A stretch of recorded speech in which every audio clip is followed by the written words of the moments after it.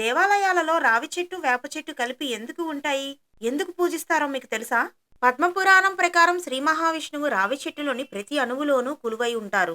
అందుకే రావి చెట్టును సాక్షాత్తు శ్రీ మహావిష్ణువు స్వరూపంగా భావిస్తారు. రావి చెట్టు మూలంలో బ్రహ్మదేవుడు, మధ్య భాగంలో శ్రీ మహావిష్ణువు, పై భాగంలో శివుడు నివసిస్తారంట. అందుకే రావి చెట్టుని వృక్షరాజం అని అంటారు. అంతేకాదు రావి చెట్టు కిందనే బుధుడికి జ్ఞానోదయం అయ్యింది కాబట్టి దీన్ని బోధి వృక్షం అని కూడా అంటారు.